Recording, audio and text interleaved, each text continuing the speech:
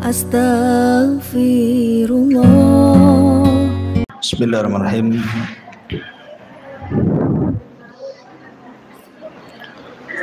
Alhamdulillah wassalatu wassalamu ala Rasulillah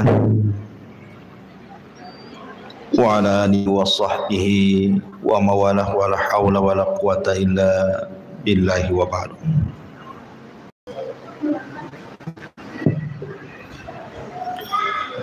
Qala Allah azza wa jalla ya ayyuhalladzina amanu taqullaha haqqa tuqatih wa la tamutunna illa wa antum muslimun, amma ba'd.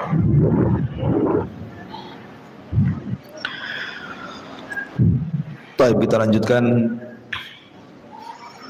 kajian kita, masih membahas kitab Arba'in Nawawi, dan kita masuk pada hadis ke-24. Kita baca hadisnya. An Abi Dzarrin Al-Ghifari radhiyallahu anhu anin Nabi sallallahu alaihi wa ala alihi wasallam fima yarwihi an rabbih azza wa jalla annahu qala, dari Abi Dzar Al-Ghifari, semoga Allah subhanahu wa ta'ala meridhai beliau, dari Nabi sallallahu alaihi wasallam, beliau meriwayatkan dari Allah azza wa jalla, ya ibadi inni haramtu zulma ala nafsi wa ja'altuhu bainakum muharraman fala tadhalam. Wahai hambaku, sesungguhnya aku mengharamkan kezaliman atas diriku, dan aku menjadikan kezaliman itu haram di antara kalian, maka jangan saling menzalimi. Ya ibadi, kullukum dhallun illa man hadaituh fastahduni ahdikum. Wahai hamba-hambaku, kalian semua tersesat kecuali orang yang telah aku berikan petunjuk, maka hendaklah kalian minta petunjukku, pasti aku akan menunjukimu. Ya ibadi, kullukum ja'iun illa man at'amtuhu fastat'imuni ut'imkum. Wahai hamba-hambaku, kalian semua adalah orang-orang yang lapar, kecuali orang yang aku beri makan, maka hendaklah kalian meminta makan kepadaku. Ya ibadi, kullukum 'arin illa man kasautuhu fastaqsuni aqsukum. Wahai hamba-hambaku, kalian semua asalnya telanjang, kecuali yang telah aku berikan pakaian kepadanya, maka hendaklah kalian minta pakaian kepadaku, pasti aku akan memberinya. Ya ibadi, innakum tukhti'una bil-laili wan-nahar wa ana aghfiru dzunuba jami'a fastaghfiruni aghfir lakum. Wahai hamba-hambaku, sesungguhnya kalian berbuat dosa pada waktu siang dan malam, dan aku mengampuni dosa-dosa itu semuanya, maka mintalah ampunan kepadaku, niscaya aku akan mengampuni kalian. Ya ibadi, innakum lan tablughu dharri fatadhurruni wa lan tablughu naf'i fatanfa'uni. Wahai hamba-hambaku, sesungguhnya kalian tidak akan dapat membinasakan aku, dan kalian tidak akan dapat memberikan manfaat kepadaku. Ya ibadi, law anna awwalakum wa akhirakum wa insakum wa jinnakum kanu ala afjari qalbi rajulin wahidin ma naqasa dzalika min mulki syai'a. Wahai hamba-hambaku, di sini Allah Subhanahu wa taala mengatakan, wahai hamba-hambaku, seandainya orang-orang terdahulu dan yang terakhir di antara kalian, sekalian manusia dan jinnya mereka, berada di atas hati yang paling jahat, maka itu semua tidak mengurangi kekuasaanku sedikit pun. Ya ibadi law anna awwalakum wa akhirakum wa insakum wa jinnakum qamu fi sa'idin wahid fasa'aluni fa'ataitu kulla insanin mas'alatahu ma naqasa dhalika mimma indi illa kama yanqusul mikhyat idza udkhilal bahra. Wahai hamba-hambaku, jika orang terdahulu dan yang terakhir di antara kalian semuanya, manusia atau jinnya yang tinggal di bumi, meminta kepadaku lalu aku penuhi seluruh permintaan mereka, tidaklah hal itu mengurangi apa yang ada padaku kecuali sebagaimana sebatang jarum yang dimasukkan ke dalam lautan. Kemudian kata Nabi sallallahu alaihi wasallam, ya ibadi innama hiya a'malukum uhsiha lakum thumma uwaffikum iyyaha faman wajada khairan falyahmadillah wa man wajada ghaira dhalik fala yalumanna illa nafsa. Rawahu Muslim. Wahai hamba-hambaku, sesungguhnya inilah amal perbuatan kalian, aku catat semuanya untuk kalian, kemudian kami akan membalasnya. Maka barang siapa yang mendapatkan kebaikan hendaklah bersyukur kepada Allah, dan barang siapa yang mendapatkan selain itu maka jangan sekali-kali ia menyalahkan kecuali dirinya.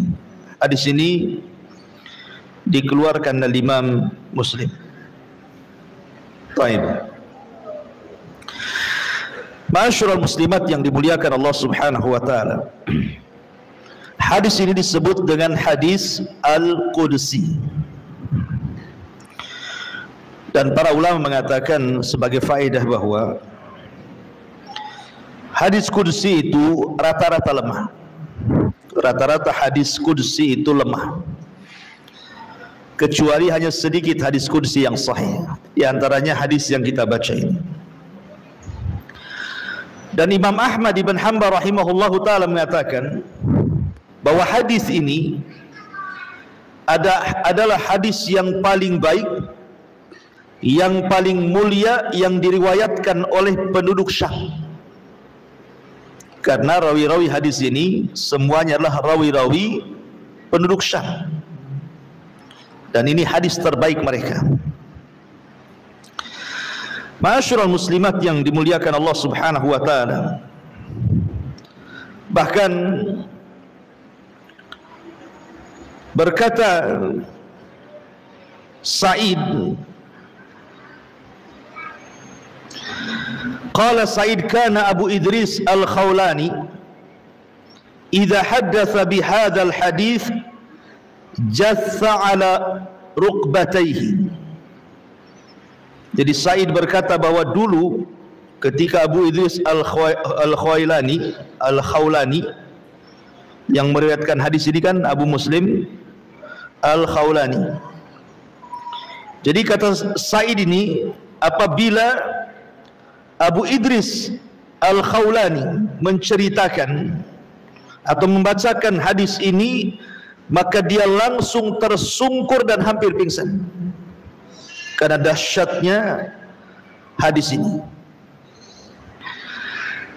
Ma'asyiral muslimat yang dimuliakan Allah Subhanahu wa taala, kalau boleh saya ringkas hadis ini, ada beberapa poin yang kita akan bahas. Yang pertama, tahrimu zulmi, haramnya kezaliman dan berbagai macam bentuknya. Kemudian yang kedua, iftiqarul khalqi ilallah, butuhnya makhluk kepada Allah, berhajatnya kita semuanya sebagai makhluk kepada Allah Subhanahu wa ta'ala. Kemudian yang ketiga, ghaniyullah an khalqihi, bahwa Allah Subhanahu wa ta'ala zat yang maha kaya dari seluruh makhluknya. Kemudian yang keempat, khazainullah la tanfud, bahwa pembendaharaan Allah Subhanahu wa ta'ala tidak mungkin hilang. Kemudian yang terakhir, ihsaul a'mal, bahwa amal kita akan dipertanggungjawabkan Allah Subhanahu wa ta'ala. Ini poin yang terdapat dalam hadis ini. Yang pertama, hadis ini menceritakan tentang tahrimu zulmi, haramnya kezaliman. Dari mana?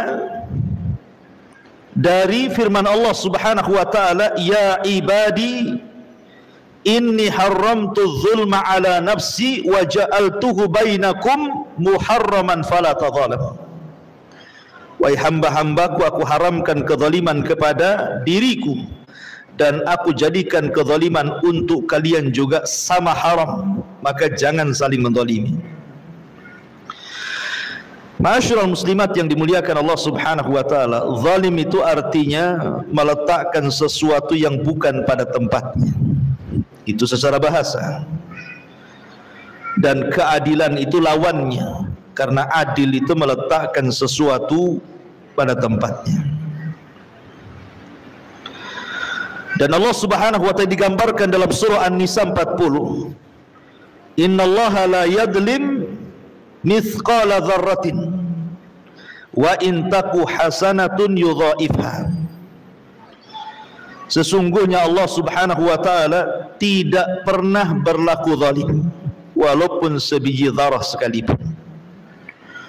Seandainya orang membawa satu kebaikan, maka Allah akan lipat gandakan kebaikan itu. Dan Allah juga mengatakan dalam Fussilat ayat 46, wa ma rabbuka bidzalamil lil abid, dan tidaklah Rabbmu berlaku zalim kepada hamba-hambanya. Dari sini menunjukkan bahwa Allah itu ahkamul hakimin, hakim yang maha adil, a'dalul adilin, seadil-adilnya. Tidak ada yang lebih adil di seluruh makhluknya kecuali Allah Subhanahu wa ta'ala. Dan lawan daripada adil itu kezaliman. Dan zalim itu terbagi menjadi 3 kezaliman. Yang pertama, kezaliman hamba kepada Allah Subhanahu wa ta'ala. Kezaliman seorang hamba kepada Allah Subhanahu wa ta'ala. Dan kezaliman seorang hamba kepada Allah terbagi menjadi 2. Ada kezaliman yang tidak pernah diampuni, yang disebut dengan kesyirikan. Dan syirik sezalim-zalimnya kezaliman. Kemudian yang kedua, kezaliman hamba kepada Allah yang Allah masih mengampuninya,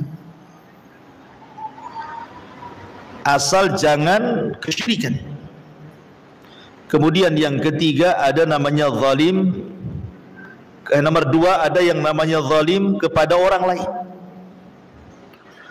Zalim kepada orang lain. Dan yang ketiga zalim kepada diri sendiri. Jadi zalim kepada Allah terbagi 2. Ada zalim yang tidak diampuni dan ada zalim yang diampuni. Yang kedua zalim kepada orang lain, dan yang ketiga zalim kepada dirinya sendiri. Ma'asyiral muslimat yang dimuliakan Allah Subhanahu wa ta'ala, tentu dari 3 kezaliman ini, yang susah mendapatkan ampunan adalah zalim antar sesama hamba. Karena kezaliman antara kita dengan Allah walaupun sampai ke taraf syirik, artinya sezalim-zalimnya kezaliman, kalau kita meminta ampun kepada Allah, maka Allah pasti akan menerima ampunannya. Tetapi kalau zalim kepada hamba Allah, sesama hamba, kita sudah minta ampun kepada Allah, maka Allah subhanahu wa ta'ala tetap menggantungkan ampunannya sampai orang yang dizalimi memaafkannya. Selama orang yang menzalimi dizalimi tidak memaafkannya, maka ampunan itu digantungkan oleh Allah. Berarti masih ada qisas pada hari kiamat. Dia akan dimintai pahalanya dan dibebankan dosanya. Oleh karena itulah maka dari hadis ini kita tahu bahwa bahaya sekali berlaku zalim itu. Kenapa demikian? Karena Allah subhanahu wa ta'ala itu tidak akan lalai dari orang-orang yang melakukan kezaliman. Bahasa orang awam itu Allah tidak tidur. Kalau ada orang disakiti biasanya sudahlah biarkan saja, Allah kan tidak tidur. Bahasa Al-Qur'annya wala tahsabannallaha ghafilan amma ya'malu zalim. Jangan kau sangka Allah itu lalai dari perbuatan orang-orang yang zalim. Sengaja Allah membiarkan sampai pada waktunya Allah akan mengadabnya. Makanya para ulama salaf sangat takut melakukan kezaliman. Sangat takut sekali. Terutama doa-doa orang yang dizalimi, antara dia dengan Allah itu tidak ada penghalang walaupun dia orang kafir. Walaupun dia orang kafir. Karena kalaupun orang kafir kemudian dia dari pihak yang dizalimi, maka Allah akan berdiri di sampingnya. Bukan karena kekafirannya, tapi karena dia orang atau dari pihak yang terzalimi. Dan Allah tidak suka kezaliman. Makanya kenapa Nabi SAW mewanti-wanti Mu'adz bin Jabal radhiyallahu anhu saat dikirim oleh Rasul ke negeri Yaman. Ketika Nabi SAW kemudian menitipkan pesan soal zakat, soal pengambilan harta zakat, tu'khadhu min aghniyaihim wa turaddu ila fuqaraihim. Kau ambil dari orang kaya mereka kemudian serahkan kepada orang fakir mereka.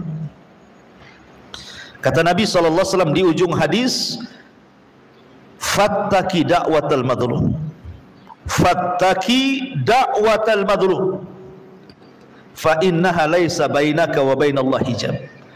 Karena doa orang yang dizalimi melesat ke langit sehingga antara dia dengan Allah tidak ada penghalang.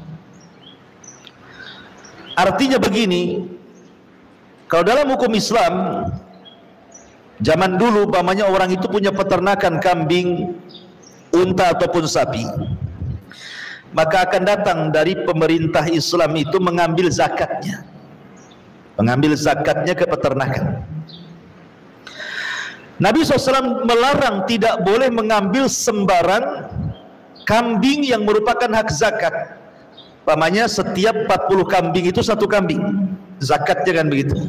Setiap 40 kambing berarti dia harus mengeluarkan zakatnya satu kambing. Lah pengambil zakat ini jangan kemudian langsung main ambil saja. Bisa saja kemudian kambing yang main ambil itu mungkin dia pejantan yang memang dihajatkan dalam peternakan untuk perbaikan keturunan kan itu. Atau mungkin dia kambing yang sedang menyusui anak-anaknya. Jadi tidak sembarang main ambil saja, tapi ambillah yang sedang-sedang saja, tidak terlalu baik, tidak terlalu jelek. Sebab kalau dia asal ambil berarti dia telah melakukan kezaliman. Padahal ini orang ambil zakat nih. Itu saja kata Nabi SAW, fattaki da'watal madlum fa innahu laisa bainahu wa bainallahi hijab. Hati-hati. Nanti kalau orang ini terasa dizalimi kemudian berdoa kepada Allah, antara dia dengan Allah tidak ada penghalang. Urusan ngambil zakat saja disuruh hati-hati. Gimana kalau ngambil barang orang, bukan ngambil zakat. Ngambil barang orang itu kan dalam jual beli macam-macam. Entah dengan cara bohong. Oh, harganya nggak dapat di sana. Oh, padahal udah dapat harganya. Oh, untungnya nggak dapat, padahal sudah ada untungnya. Itu kan zalim namanya. Mengambil hak dengan cara berdusta, kan begitu. Atau jelas-jelas dia mengambil itu dengan cara mengurangi takaran, mengurangi timbangan, mengurangi meteran, tadfif, yang Allah Subhanahu wa taala firmankan, wailun lil mutaffifin. Beli jeruk gitu ya, belum di kilo, ibu udah ambil satu. Kalau cocok kilo, kalau tidak cocok udahlah, yang masuk ke perut itu main lewat saja. Nah, itu kan zalim tuh. Ataupun zalim secara umum gitu ya. Seorang ibu menelantarkan anaknya, tidak mendidiknya. Ataupun seorang suami menelantarkan keluarganya. Atau zalim kepada tetangganya. Umpamanya kendaraan main letak saja di depan rumah tetangganya itu. Setiap dia mau masuk rumah susah pula kendaraan kita jogrok di situ. Atau kita naruh sampah, sudah betul tuh memang depan rumah sampah itu. Tapi kemudian ketika kita meletakkan sampah yang bau, tidak segera dibuang, malah kemudian baunya ke tetangganya, zalim juga. Atau ibu punya pohon mangga, dahannya ke tetangganya, lagi buah ibu ambil daunnya pula berserak di depan rumah tetangganya, zalim itu. Kalau sudah tahu ke rumah orang, pangkas. Jangan menyakiti tetangganya, itu zalim juga. Jadi zalim itu menyangkut semuanya. Hati-hati. Ya, maka yang seperti ini agak sulit ampunannya, karena walaupun kita sudah jungkir balik minta ampun kepada Allah, tapi kalau orang yang dizalimi belum mengampuni kita, memaafkan kita, masih ada proses di akhirat masalahnya. Ma'asyiral muslimat yang dimuliakan Allah Subhanahu wa taala, ini yang pertama. Allah Subhanahu wa taala ingatkan soal kezaliman.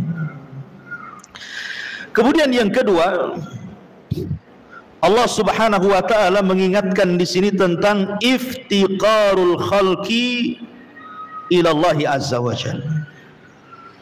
Tentang hajatnya makhluk kepada Allah.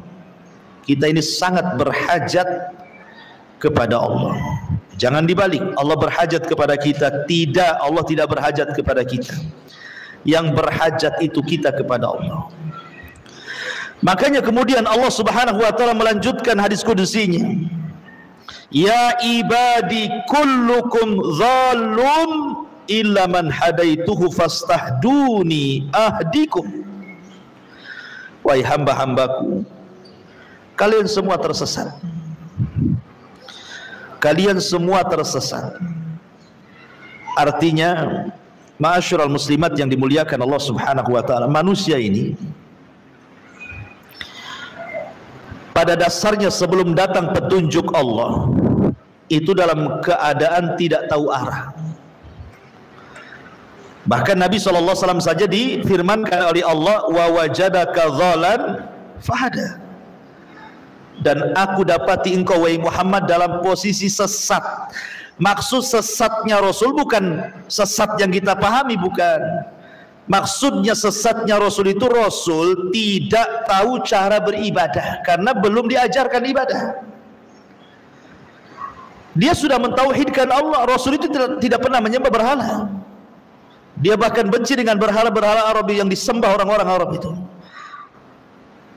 Dia menyembah Allah itu dengan tafakur saja, melihat kekuasaan Allah.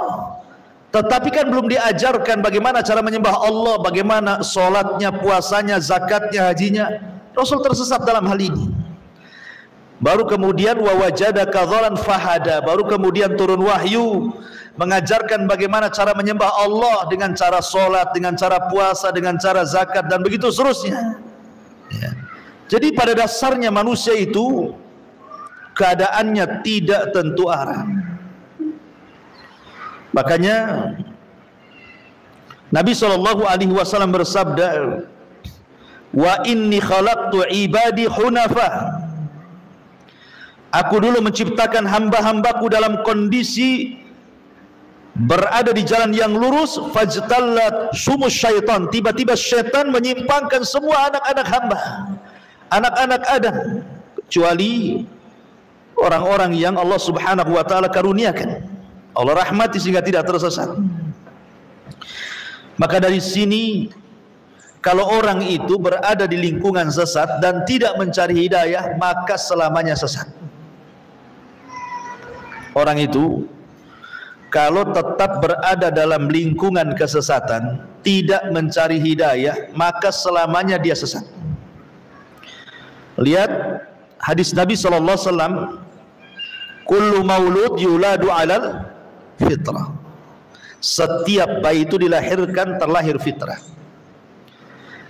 Tetapi bayi yang fitrah ini, yang tadinya Islam, bayi ini terlahir dari seorang Nasrani.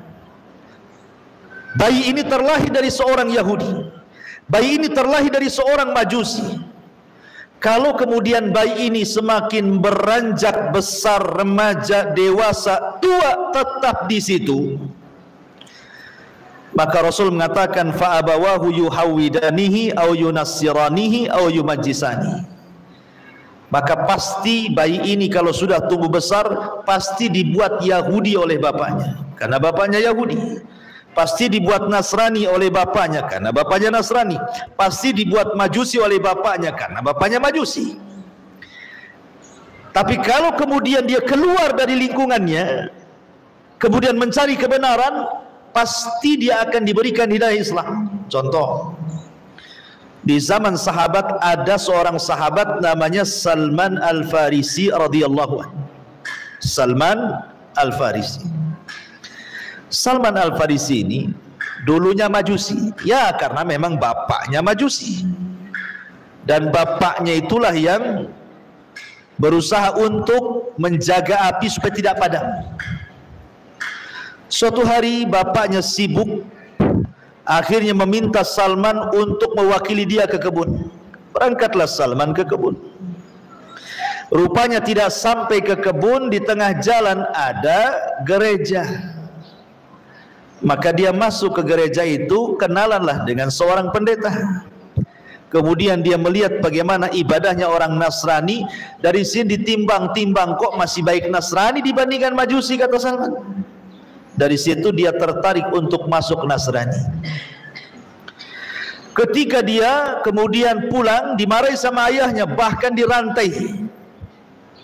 Dan dikatakan bahwa agama Majusi jauh lebih baik dibandingkan Nasrani. Tapi Salman sudah masuk hidayah Nasrani, sehingga dia lari. Kemudian dia meminta rujukan kemana dia harus pergi. Akhirnya dari gereja itu dirujuk supaya jauh ke negeri orang. Di sana ada padri, ada pendeta yang kuat ilmunya. Kau belajar di sana. Rupanya dia sampai di situ dan belajar.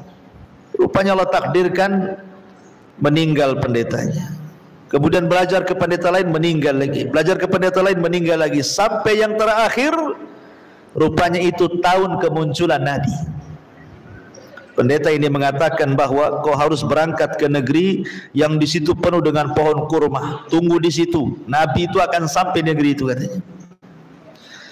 Akhirnya kemudian dia berusaha untuk sampai ke negeri tersebut, numpang kafilah yang dari Syam ke Arab.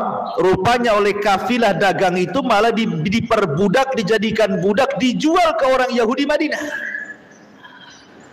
Tetapi justru dengan cara itulah setelah Rasul hijrah dari Mekah ke Madinah, Salman mendengar bahwa ada orang ngaku Nabi.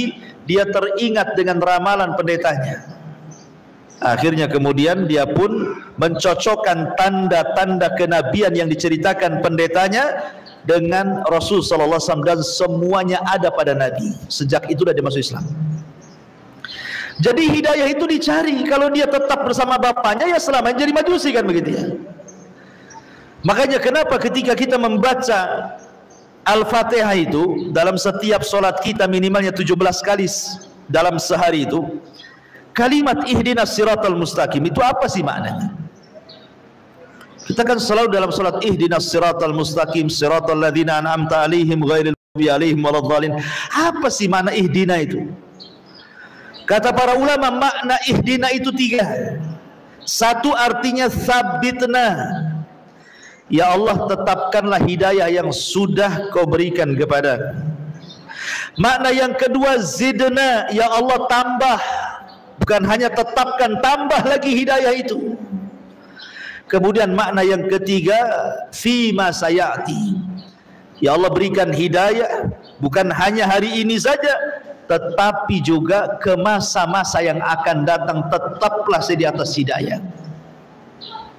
Makanya wajar orang yang kemudian membaca ihdinas siratal mustaqim dalam setiap solatnya, dan dia paham mana ihdinas siratal mustaqim, dia minta ditetapkan hidayah, dia minta ditambah hidayah, dia minta hidayah itu terus sampai ke masa depan. Maka orang yang solatnya seperti ini, maka Nabi Allah Subhanahu wa taala berfirman, innas salata tanha 'anil fahsya'i wal munkar. Salat itu pasti mencegah dia dari perbuatan keji dan mungkar. Kenapa? Karena hidayah masuk. Berarti orang yang habis salat masih melakukan perbuatan keji dan mungkar, jangan-jangan dia tidak serius ketika membaca ihdinas siratal mustaqim. Itu yang menjadikan solat ini mempengaruhi keluar solat itu gara-gara hidayah.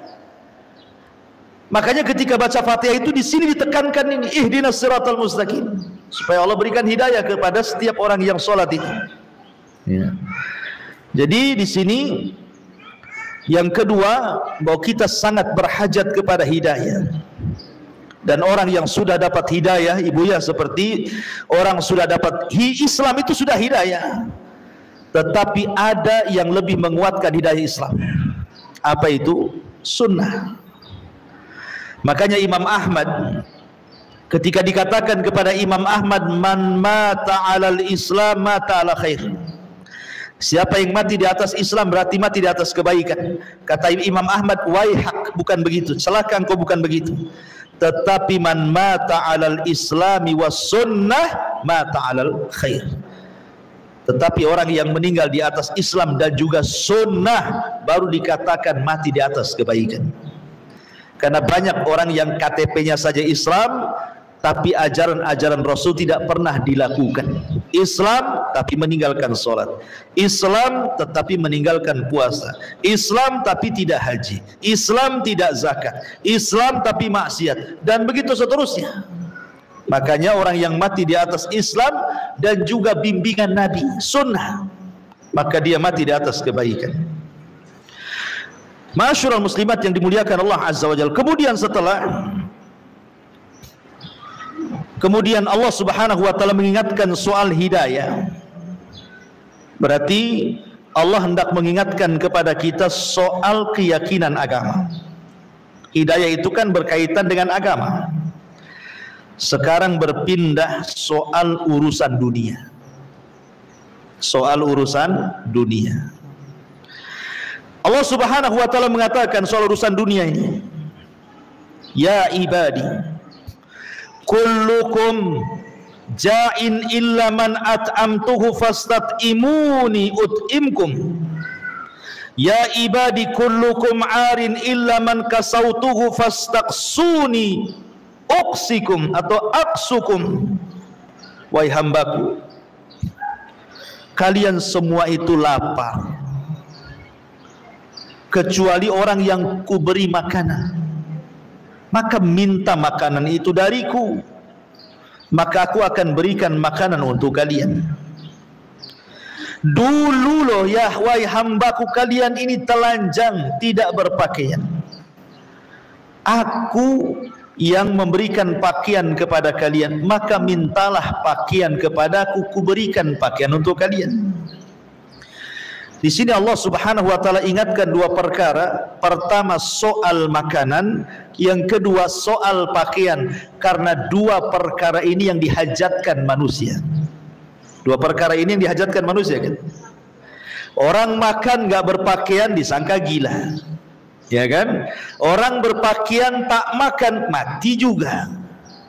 Makanya dua perkara ini dihajatkan oleh manusia. Semua manusia berhajat kepada dua perkara ini, makan dan juga pakaian. Kalau orang bisa makan, ada pakaian, nikmat hidupnya. Satu saja kurang, bermasalah hidupnya. Dan dua-duanya datang dari Allah Subhanahu wa ta'ala, maka minta kepada Allah. Ibu makan apa, Bu? Makan nasi. Nasi dari mana? Dari biji padi. Biji padi dari mana? Ya dari tangkai padi. Tangkai padi tumbuh dari mana? Balik lagi ke biji padi. Kan itu ya. Sekarang ada biji padi, kita tanam nih depan rumah di pot. Siapa yang menumbuhkan biji padi itu? Allah. Makanya pekerjaan yang paling tawakal itu petani. Taruh, tunggu. Itu petani itu. Ditaruh, disiram, ditunggu. Lain dengan penjahit, sudah ada bahannya, umpamanya beli bahan, ditaruh, ya tetap saja nggak jadi celana dia. Ditaruh jadi baju, enggak dikerjakan kan. Kalau biji main lempar saja, apalagi negeri subur, dia lempar saja biji itu, tahu-tahu tumbuh. Loh, siapa yang numbuhkan dia? Walaupun tidak semua biji tumbuh, tapi kita bisa melihat yang tumbuh. Pertanyaannya, siapa yang membuat dia tumbuh? Kalau bukan karena Allah Subhanahu wa ta'ala. Ya. Maka kenapa kemudian Allah Subhanahu wa ta'ala berfirman, "Falyanzuril insan ila ta'ami." Hendaklah manusia melihat, merenungkan makanan yang dimakan. Tahu enggak kalau makanan itu berasal dari Allah? Allah yang menumbuhkan semua makanan. Semua makanan yang kita makan itu kembali kepada tumbuhan kan? Ibu mau makan roti, mau makan apa, itu bahan-bahannya balik ke tanah tuh. Pakaian juga sama. Emang pakaian kita ini dari mana? Kalau bukan dari tumbuh-tumbuhan? Oh, sutra ada pakai ulat. Ulat pun makan itu juga dari tumbuh-tumbuhan, dari tanah juga kan begitu ya. Semua kembali ke tanah yang Allah tumbuhkan. Dari sini bahwa Allah ingatkan bahwa yang menyediakan makanan untuk kita, yang menyediakan pakaian untuk kita itu Allah, gitu maksudnya dalam hadis ini ya. Jadi kita diingatkan, kita ini sangat berhajat kepada Allah, sangat iftikar, berhajat kepada baik urusan dunia kita, termasuk juga urusan agama kita, dan semua akan ditanya di hadapan Allah. Makanya ketika kita membahas dulu suratul Kautsar, surah Al-Hakumut Takatsur, ketika membahas ujung ayat daripada surah Al-Hakumut itu, la tus'alunna yauma idzin anin na'im, kalian akan ditanya kelak pada hari kiamat tentang nikmat. Sebagaimana mengatakan nikmat di sini pakaian, makanan, minuman, tempat tinggal, kendaraan, semua akan ditanya. Ketika turun ayat ini, Nabi SAW keluar dari rumahnya di siang hari bolong, dan ketika itu Madinah dilanda paceklik hebat sehingga sudah banyak orang yang kelaparan dan tidak ada makanan. Rasul keluar siang-siang bolong. Tiba-tiba di tengah jalan berjumpa dengan Abu Bakar dan Umar. Rasul bertanya kepada Abu Bakar dan Umar, "Wa ma akhrajakuma?" Apa yang membuat kalian keluar dari rumah siang-siang ini? Ngapain panas-panas kau keluar, gitu bahasanya. Kata Umar dan Abu Bakar, "Ya Rasulullah, lapar Rasul. Kami tidak tahan di rumah. Kami harus keluar mencari makan." Kemudian keduanya juga bertanya, "Wa ma akhrajaka ya Rasulullah?" Kalau begitu apa yang membuat Anda keluar wahai Rasul? Maka Nabi SAW sama jawabannya, lapar. Tiba-tiba Abu Bakar menyingkap perutnya, rupanya ada batu yang diikat satu di perutnya. Umar menyingkap juga pakaiannya, rupanya ada batu yang diikatkan di perutnya. Begitu orang dulu cara menahan lapar. Tiba-tiba ketika Rasul disingkap, bukan satu batu, dua batu di perut Rasul itu, menunjukkan Rasul lebih lapar dibandingkan Abu Bakar ya. Akhirnya Nabi SAW mengatakan, kalau begitu yuk kita berangkat ke rumah seorang Ansar, Ibn Khaythamah, yang ada di perbatasan Madinah. Berangkatlah 3 orang ini ke perbatasan Madinah berjumpa dengan Ibnu Khaisam ini, Rabi ibn Khaisam ini. Sesampainya di rumah Rabi ibn Khaisam, rupanya Rabi ibn Khaisam tidak ada, yang ada istrinya. Nabi SAW tidak berani masuk, karena bagaimanapun sendirian tanpa mahram, Rasul menunggu di luar sebagai adab tamu. Selang sebentar rupanya Rabi ibn Khaisam datang membawa air putih. Kemudian melihat tamunya luar biasa, ada Nabi, Abu Bakar, Umar, wah senangnya luar biasa. Akhirnya kemudian dia pun langsung mengambil pisau dan hendak menyembelih satu kambing yang paling besar. Sementara kambing itu adalah kambing perempuan yang sedang menyusui anaknya. Kata Rasul, "Iyyak wal halib, jangan kau sembelih itu kambing. Yang ini saja," kata Nabi. Maksudnya yang kurus. Yang kurus saja. Lihat bagi Rasul mengajarkan bagaimana adab seorang tamu. Jangan merepotkan tuan rumah. Kan banyak tuh tamu merepotkan tuan rumah itu. Masa aqua gelas saja, pandai lain. Kan itu yang agak ini ya. Ya, ada apa sih di kulkasnya? Tanya kulkas pula. Ya. Jadi tidak usah tanya-tanya.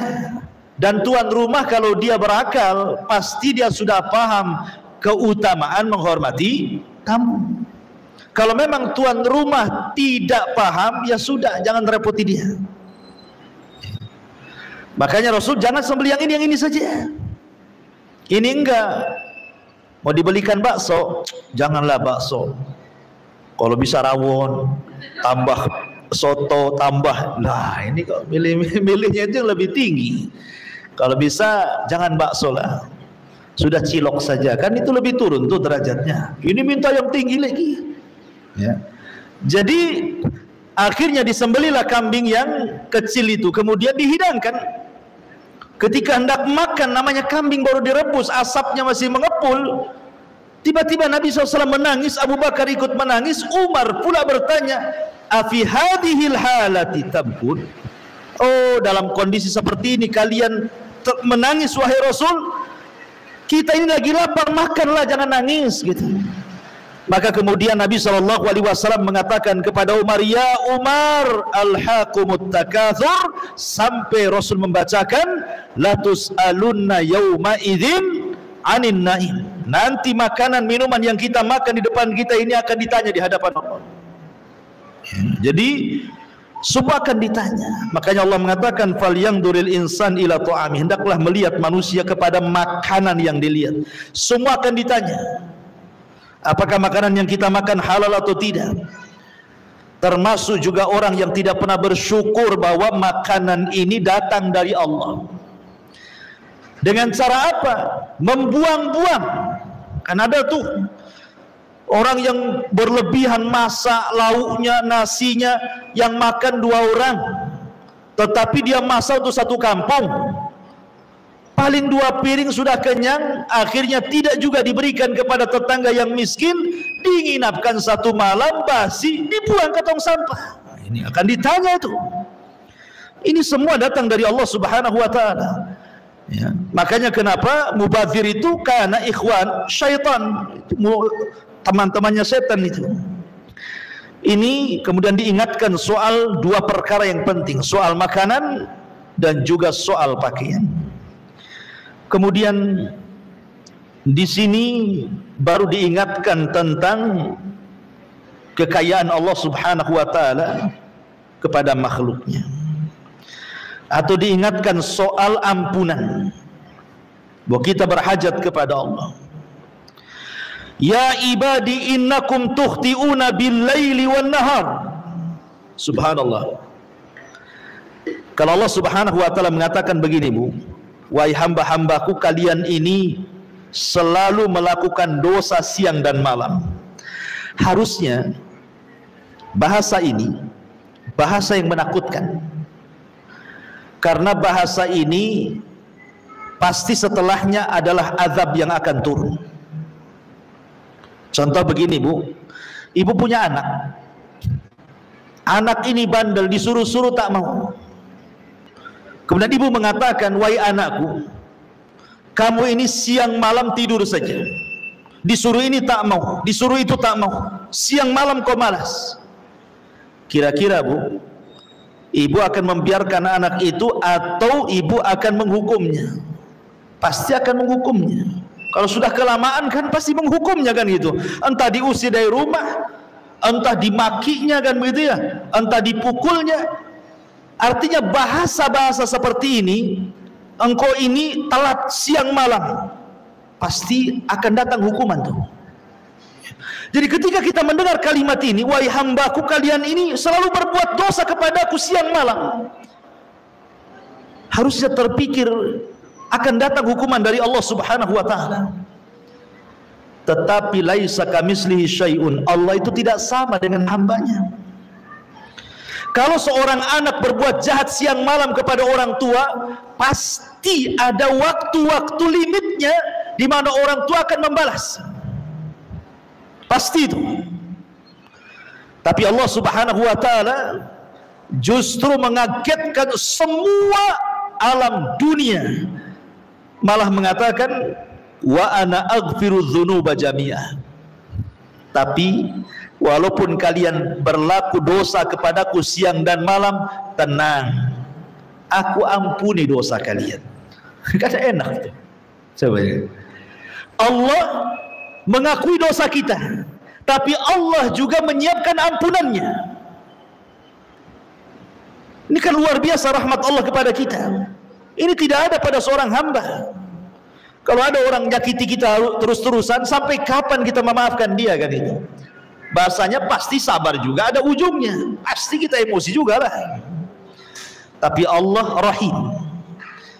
Rahmatnya mendahului murkanya. Kasih sayangnya Allah kepada hamba jauh lebih kasih sayang seorang ibu kepada anaknya. Ma'asyiral muslimat yang dimuliakan Allah Azza wa Jalla.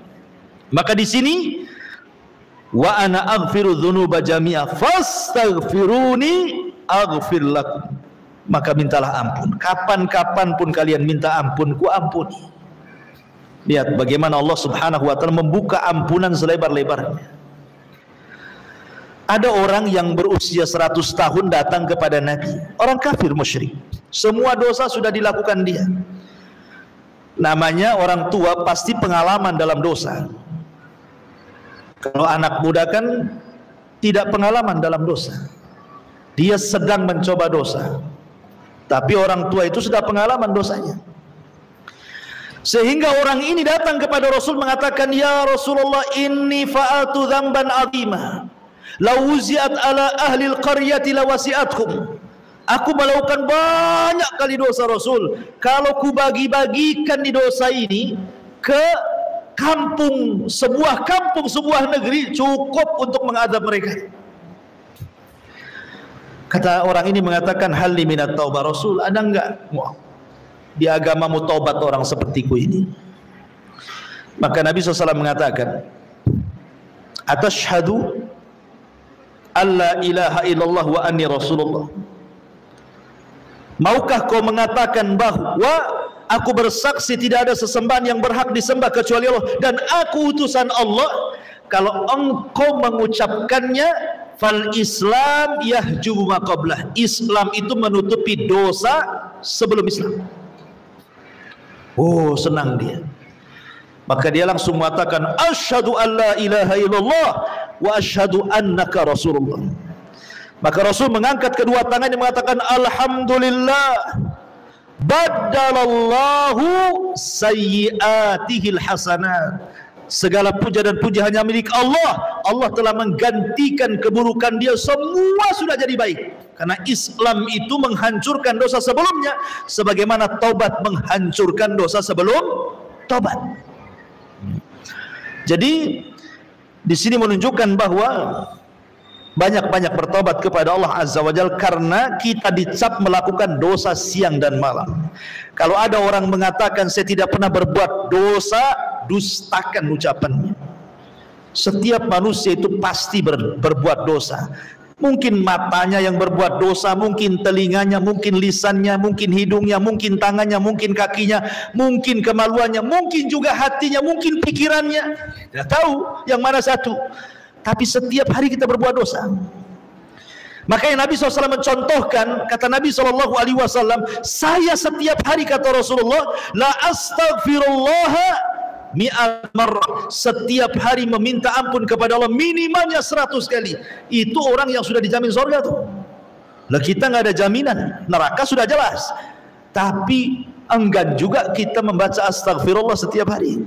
Habis sholat saja yang disuruh 3 kali saja nggak baca. Sempurna itu salam ke kanan ke kiri sambil lari, selesai sholatnya. Ini kan masalah jadinya. Kemudian setelah itu Allah Subhanahu wa ta'ala ingatkan lagi tentang bahwa Allah itu kaya, bahwa pembenaran Allah itu tidak akan lenyap.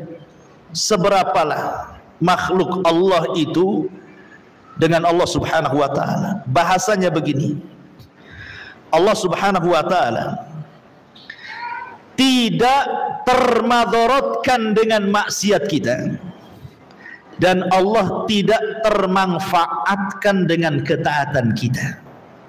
Ingat ya, itu kaidah tuh. Sehebat apapun taat kita kepada Allah, tidak manfaat bagi Allah. Sehebat apapun maksiat kita kepada Allah, tidak memadaratkan Allah sedikit. Bahasa lainnya, kalau satu dunia ini bermaksiat kepada Allah, tidak mengurangi kekuasaannya. Kalaupun satu dunia melakukan ketaatan kepada Allah pun tidak menambah kekuasaannya. Allah itu tidak berhajat kepada kita. Kalau analogi yang lebih dekat lagi begini, Bu. Ibu ketika punya uang ingin bersedekah kepada fakir miskin. Sekarang yang berhajat itu kita yang bersedekah atau fakir miskin? Mungkin pikiran kita fakir miskin yang berhajat kepada kita, kan begitu? Dipikirnya orang sedekah itu karena orang miskin butuh sama kita. Itu paradigma yang keliru. Jadi kalau ibu hendak bersedekah, yang butuh itu kita kepada dia, bukan dia kepada kita. Karena sedekah itu manfaatnya bukan untuk orang miskin itu, tapi manfaatnya kembali ke kita, gitu maksudnya. Dengan bersedekah bertambah kemudian harta kita, ma naqasa min mali sadaqah. Tidak akan berkurang harta yang disedekahkan. Untung masih ada orang miskin, saya bisa bersedekah. Akhirnya harta kita walaupun tidak bertambah, minimalnya tidak berkurang. Kan begitu ya? Dengan bersedekah akhirnya kesehatan kita dijaga oleh Allah. Kalau tidak ada orang miskin yang kita sedekahkan, mungkin kita sudah sakit-sakitan. Dengan sedekah Allah buatlah kita sembuh penyakitnya. Minimalnya walaupun tidak ada penyakit ataupun tidak disembuhkan penyakitnya, yang ada tidak ditambah penyakitnya.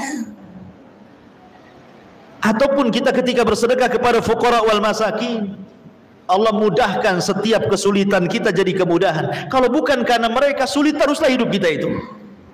Jadi dari sini kita tahu yang berhajat dengan sedekah kita itu bukan kita, bukan orang miskin kepada kita, tapi kita yang butuh orang miskin. Lah itu paradigma yang benar tuh. Seperti itulah, bahwa sehebat apapun kita taat tidak menjadikan manfaat bagi Allah, sehebat apapun orang maksiat tidak pula memadaratkan Allah. Perhatikan di sini. Allah Subhanahu wa taala mengatakan, ya ibadi, innakum lan tablughu dhurri fatadhurruni walan tablughu naf'i fatanfa'uni. Allah Subhanahu wa taala mengatakan, wahai hamba-hambaku, sesungguhnya kalian tidak akan dapat membinasakan aku, dan kalian tidak akan dapat memberikan manfaat kepadaku. Sehebat apapun kita taat tidak manfaat bagi Allah. Sehebat apapun maksiat tidak memadaratkan Allah. Artinya ketaatan itu kembali kepada kita. Sebagaimana maksiat juga dampaknya akan kembali kepada orang yang bermaksiat. Itu maksudnya. Kemudian Allah mengatakan, ya ibadi, lau anna awwalakum wa akhirakum wa insakum wa jinnakum kana ala atqa qalbi rajulin wahid minkum ma zada fi mulki syai'an. Ya ibadi, lau anna awwalakum wa akhirakum wa insakum wa jinnakum kanu ala afjari qalbi rajulin wahid ma naqasa dzalika min mulki syai'an. Kalau satu dunia Mulai dari yang hidup pertama siapa? Adam, sampai yang terakhir nanti yang kena trompet sangkakala Israfil. Sekarang Bu, orang yang hidup di permukaan bumi tidak lebih banyak daripada orang yang dikubur di dalam bumi. Berapalah jumlah orang yang hidup di atas bumi itu dibandingkan dengan orang yang sudah dikubur sejak zaman Nabi Adam? Lebih banyak mereka. Entah berapa triliun orang yang di dalam bumi ini, kita tidak tahu. Kalaulah mereka dihidupkan semuanya, gitu maksudnya. Sejak zaman Adam sampai yang terakhir terkena trompet sangkakala itu dihidupkan semua. Bukan manusianya, jinnya sekalipun dihidupkan. Semuanya dijadikan oleh Allah taat kepada Allah, rajin sholat, rajin puasa, rajin zakat, rajin baca Quran, zikir, semua ibadah lakukannya. Dari mulai awal sampai yang akhir, mulai jin dan manusia. Kata Nabi SAW dalam hadis kursi, Allah mengatakan, mazada dzalika fi mulki syai'an, tidak menambah kekuasaan sedikit pun dariku. Kekuasaanku tidak akan nambah dengan ketaatan kalian. Atau sebaliknya, satu dunia jin manusianya sejak zaman Adam sampai yang terakhir, semua fasik, semua jahat, semua maksiat, semua syirik, semua melakukan bid'ah dan maksiat yang lainnya, itu pun tidak mengurangi kekuasaan Allah. Lalu kalau sudah seperti itu, siapa yang berhajat di sini? Yang berhajat itu kita kepada Allah Subhanahu wa taala. Allah itu Maha Kaya. Dan kekayaan Allah Subhanahu wa taala tidak terhingga. Karena pembendaan Allah itu tidak akan lenyap. Allah itu kaya.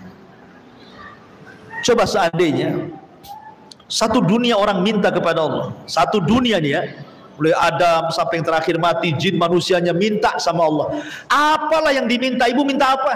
Minta rumah 2 di Sukajadi, minta 2 rumah di Poskopkan, minta 2, minta semuanya. Apa kira-kira yang ibu maukan minta? Itu baru satu orang tuh mintanya udah kebangetan gitu. Anggaplah satu dunia minta kebangetan semuanya, dan Allah berikan permintaannya. Itu kalaupun dilayan sama Allah, itu ibarat jarum, kata Allah, jarum dimasukkan ke lautan, kemudian diangkat lagi, kira-kira yang di ujung jarum itu berapalah air laut yang terangkat itu? Coba lautan itu yang tidak ada bertepi itu, kita ambil jarum yang ibu suka jahit dengan jarum itu, cobalah celupkan, kira-kira diangkat berapalah yang terangkat air lautan ke ujung jarum itu? Satu tetes. Satu tetes itulah cukup Allah berikan kepada semua makhluk jin dan manusianya. Sementara lautan itu kekayaannya. Jadi apalah kekayaan Allah dengan kita? Makanya tidak akan bergeming kekuasaan Allah di sini. Ini saja masih nggak yakin bahwa Allah sekaya itu, sehingga tidak datang, masih juga datang ke dukun, masih merasa dukun lebih hebat dibandingkan Allah. Datang ke paranormal dan mengatakan paranormal jauh lebih bisa mendatangkan kekayaan dibandingkan Allah. Karena tidak paham tauhid, tidak paham hadis ini. Allah itu kaya. Yang dibagi-bagikan satu dunia saja cuma satu tetes di ujung jarum. Itu pun untuk orang yang awal, termasuk Qarun juga di situ, sampai orang yang terakhir. Masyaallah muslimat yang dimuliakan Allah Azza wa Jalla. Jadi luar biasa. Perhatikan di sini Allah mengatakan, ya ibadi law anna awwalakum wa akhirakum wa insakum wa jinnakum qamu fi sa'idin wahidin fasa'aluni fa'ataitu kulla insanin mas'alatahu ma naqasa dhalika mimma indi illa kama yanqusul mihyat idza udkhilal bahra. Wahai hambaku, kalaulah seandainya orang yang akhir, yang awal, manusia, jinnya, mereka berkumpul di satu tempat meminta kepadaku dan aku berikan setiap permintaannya, tidak akan mengurangi kecuali seperti jarum yang dicelupkan ke lautan kemudian diangkat, lihat hasilnya. Dan yang terakhir, walaupun demikian, bahwa semua akan dicatat di hadapan Allah. Allah ingatkan ini bahwa ada pertanggungjawaban kita di dunia ini. Ada pertanggungjawaban kita di dunia. Artinya semua yang kita lakukan, semua yang kita ucapkan, semua yang kita yakini di dunia, semua yang kita biarkan dan begitu seterusnya, semua akan ditanya di hadapan Allah. Sehingga Allah tutup kalimatnya dalam hadis kursi ini, ya ibadi innama hiya a'malukum uhsiha lakum thumma uwaffikum iyyaha faman wajada khairan falyahmadillah wa man wajada ghaira dzalik fala yalumanna illa nafsah. Wahai hambaku, Sesungguhnya inilah amal perbuatan kalian. Aku catat semuanya. Tidak ada yang berkurang, semua akan dicatat. Setiap hembusan nafas kita akan dicatat. Makanya Allah mengatakan, wa ma yalfidu min qaulin illa alaihi raqibun atid. Tidaklah satu ucapan kecuali pasti dicatat malaikat raqib dan atid. Semua dicatat, semua dibukukan, dan akan ditanya di hadapan Allah Subhanahu wa taala. Maka barang siapa yang mendapatkan kebaikan dengan tadi meminta hidayah, diberikan hidayah. Ya, mentauhidkan Allah, bersyukurlah dia kepada Allah. Tapi kalau tidak demikian, maka jangan salahkan Allah. Salahlah diri kalian, dan itu kemauan kalian. Allah sudah berikan petunjuk kepada kalian dua jalan, ini masuk surga, ini masuk neraka, kau pilih pula ke neraka. Ini jalan sunnah, ini jalan yang menyimpang dari sunnah, kau pilih pula yang menyimpang dari sunnah. Ini jalan tauhid, ini jalan syirik, kau pula memilih kesyirikan. Maka siapa yang memilih jalan tauhid, jalan sunnah, jalan ketaatan, bersyukurlah kepada Allah. Tapi siapa kemudian yang memilih kesyirikan, penyimpangan dalam sunnah, kemaksiatan, jangan pernah mencela kecuali celalah diri kalian, kata Allah. Di sini makanya pentingnya kita mempertahankan akidah istiqomah. Wallahu alam. Ini ya keterangannya panjang, cuman saya singkat-singkat saja karena memang panjang hadisnya. Sebenarnya bisa, kalau membahas di sini bisa 2-3 pertemuan ya. Kita ambil makna-makna dari hadis ini saja. Wallahu alam. Taib, sampai di sini. Masih ada waktu, silakan. Kita hentikan sampai jam 11 ya. Ini masih jam 10.43, masih ada waktu sampai jam 11. Silakan kita buat tanya jawab. Sila. Coba pakai mic itu.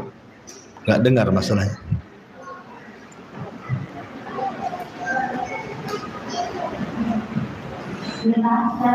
Bisa pernah bilang apakah kalau kegiatan yang sunnah untuknya tidak besar? Setiap harta yang hilang, ya sebenarnya kehilangan harta apa itu? umpamanya hilang dompet, berarti isinya nggak berkah gitu ya.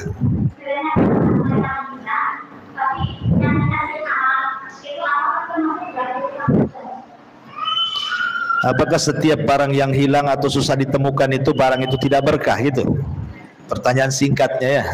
Iya. Ya enggak juga. Bisa ya, bisa tidak, itu jawabannya. Ada harta diambil dari hantu, ya kayak hantu. Jadi hantulah harta. Tapi tidak semua bisa saja itu ujian.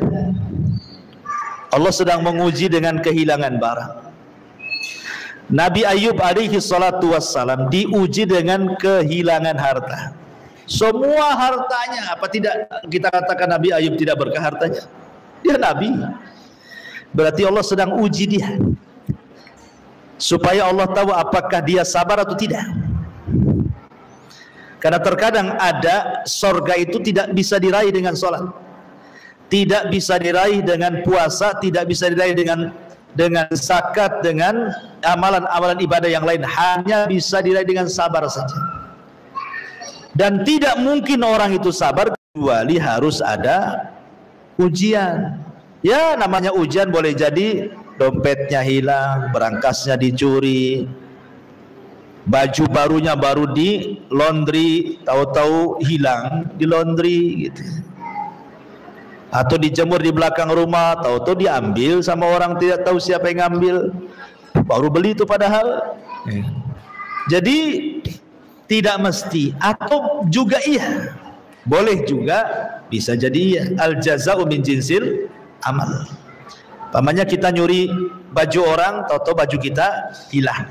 Bisa saja kama tadinu tudal. Sebagaimana kita melakukan sesuatu, begitulah Allah buat yang sama kepada kita, bahkan lebih perit lagi. Bisa saja kita nyuri uang orang, tahu-tahu usaha kita bangkrut saja. Bisa jadi.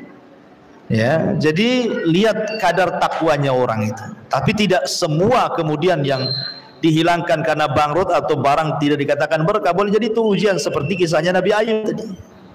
Wallahu a'lam. Yang kedua, bagaimana menghadapi kesabaran kalau kita itu sakitnya ditutup sama tangga, sementara supaya itu nggak ditutup, cuma tempat saya aja ditutup. Terus setiap kalau memang sampahnya dari atas ke bawah dan ke itu kan kumpul semua, artinya langsung sakit. Karena itu ketemu sama kita sendiri yang tidak bisa. Maksudnya sampah ibu di bawah.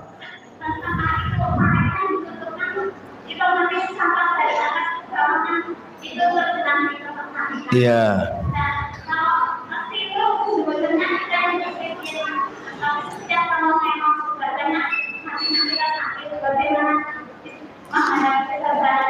Sakit apanya Bu? Sakit hatinya? Kenapa nggak bilang sama RT-nya? Nggak ada RT-nya di situ ya? Iya, walaupun gue lulu itu kan mesti ada PRT, ada PRW situ. Coba koordinasi dulu dengan RT-nya. Jadi kalau memang ibu posisi di bawah, kemudian tetangga posisi di atas, lagi hujan kemudian melimpah sampahnya ke bawah, di antara hak bertetangga itu bukan hanya sekedar tidak menyakiti tetangga, tapi sabar dari orang yang menyakiti dari tetangga kepada kita. Namanya tahammul. Jadi ihtimalul adza, tetap sabar. Sabar aja lah, nggak apa-apa dibuang sampahnya. Kalau bisa sabar. Kalau tak bisa sabar, ini perbuatan siapa naruh sampah dari atas ke bawah itu? Bukan, maksudnya perbuatan siapa? Kalau perbuatan Allah seperti hujan, ini bukan perbuatan tetangga turun hujan itu. Ini Allah yang turunkan hujan, gara-gara hujan akhirnya sampah di atas ke bawah. Masa yang disalahkan tetangganya? Satu, dengarkan dulu. Kalau seandainya sebenarnya sudah dibuatkan drainase, sudah ada paritnya besar lagi, tapi mungkin tetangga yang di atas itu zalim, jangan buang sembarangan ke parit. Dibuang bukan sampah, batu pun dibuang dia. Akhirnya macet lah sampah itu, berarti zalim dia. Akhirnya ketika hujan meluap. Nah, inilah yang coba al-ashal fal-ashal, berikan nasihat yang paling rendah, yang tidak menyinggung, kemudian naik lagi ke atas, naik lagi ke atas gitu ya. Mulai dari coba dinasihati, kemudian melibatkan RT RW. Ya, bagaimana caranya? Kalau ibu sudah nggak tahan, pindah dari situ. Cari yang ibu posisinya di atas, supaya yang di bawah sih nyapu aja. Ya bagus kalau ibu diam saja, yang penting ibu beramal lah.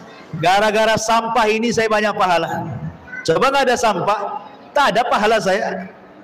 Kalau itu kan enak tuh kalau ngomong gitu ya, sederhananya seperti itu. Gara-gara sampah ini jadi saya banyak pahalanya. Selesai itu urusan. Ya. Tapi jangan pula gara-gara sampah jadi banyak dosanya. Akhirnya digibah saja semua orang. Jadi ya itu makanya coba ada solusi lah. Ada RT RW, laporkan saja. Boleh jadi ada kerusakan, kita tidak tahu. Wallahu a'lam.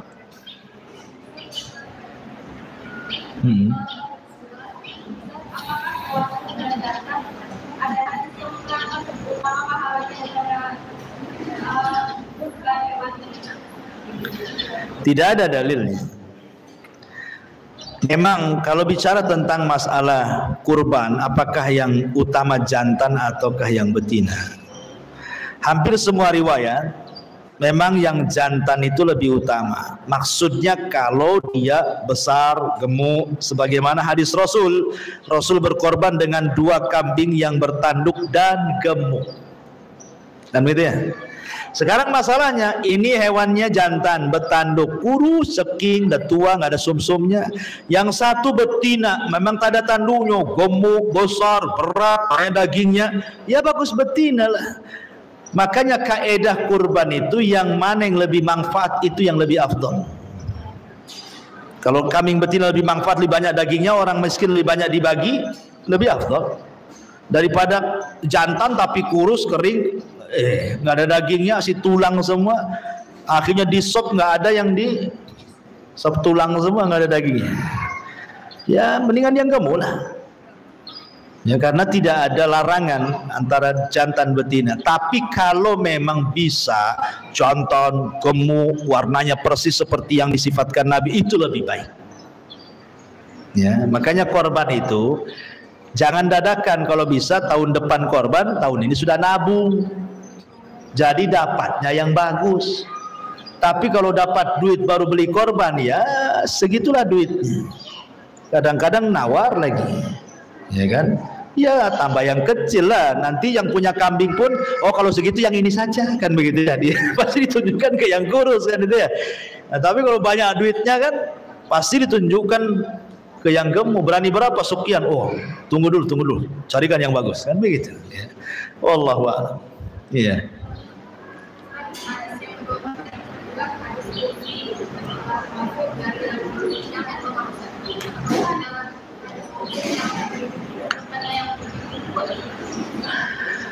Hadis kursi itu memang kebanyakan lemah. Itu kata-kata ulama. Ya. Kebanyakan lemah, tapi ada juga yang sahih. Seperti ini hadis yang kita bahas ini sahih hadisnya. Ya. Lalu apa bedanya hadis kursi dengan Quran? Kan sama-sama qala Allah, lain dengan hadis biasa qala Rasulullah. Kalau hadis kursi itu kan qala Allah, berfirman Allah. Quran juga berfirman Allah. Apa bedanya Quran dengan hadis kursi? Kalau Quran itu jelas-jelas mutawatir, tidak perlu diteliti, tidak ada ayat itu sahih, dhaif, hasan, tidak ada. Tapi kalau hadis kursi masih diteliti, makanya lebih banyak yang dhaif dibandingkan yang sahih. Yang kedua, Quran itu tidak ada yang bisa menandingi kata-katanya sampai Allah menantang. Kalau kalian ragu dengan Quran, buat kayak Quran. Tapi tidak ada tantangan dalam hadis kursi. Ya. Yang ketiga, Quran itu diibadahi bacaannya. Jadi kalau kita baca walaupun tidak paham, tetap 1 huruf 10 pahala. Tapi kalau hadis kursi hanya dibaca, nggak dipelajari, ya nggak dapat apa-apa. Ya dapat pahala pun sesuai dengan apa yang ia telah. Tapi kalau Quran sudah jelas-jelas 1 huruf 10 pahala. Paham nggak paham? Quran bisa dibaca dalam sholat. Habis Fatihah kita bisa baca Quran.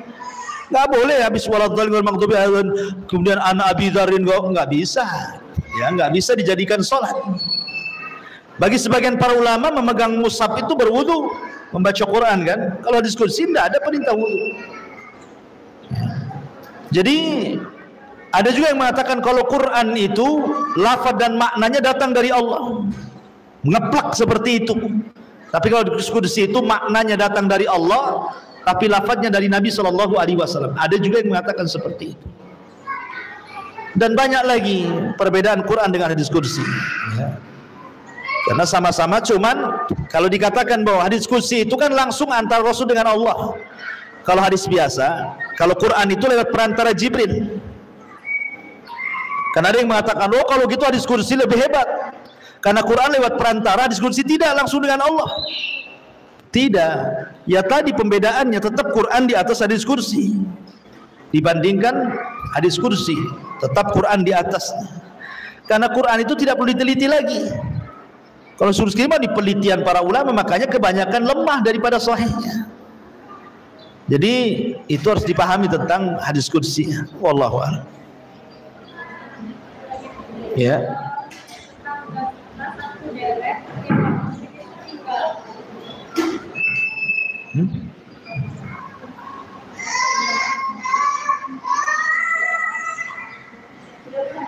Enggak, sudah dipending aja.